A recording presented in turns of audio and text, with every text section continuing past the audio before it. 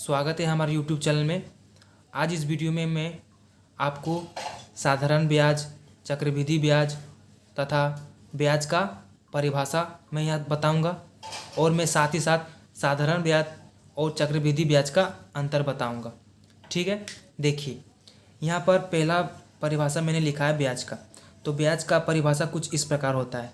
उधार ली गई राशि पर जो आप अतिरिक्त राशि देते हैं उसे ब्याज कहते हैं। ठीक है, उधार ली गई राशि पर जो आप अतिरिक्त राशि देते हैं उसे क्या कहते हैं? ब्याज कहते हैं। ठीक है, और ब्याज का डिफिनेशन तो हो गया।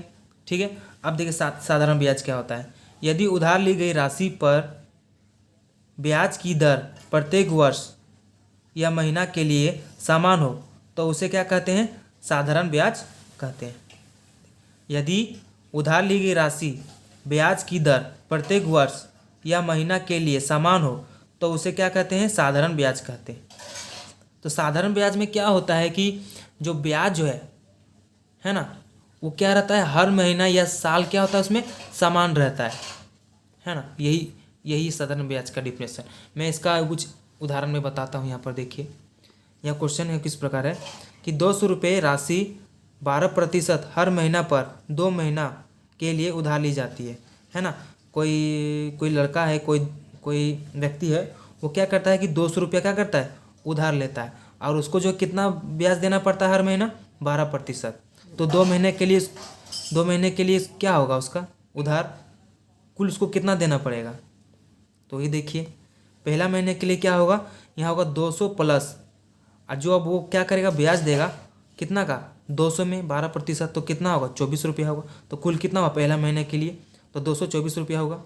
और उसको लाभ कितना मिलेगा पहला महीना पर, 24 रुपया जो देगा, है ना।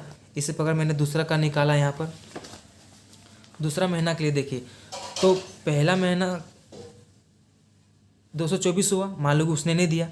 अब वो 12% का कितना होगा, उसमें 24 रुपया होगा। तो दूसरा महीना के लिए इसको कितना देना पड़ेगा, 248 रुपया।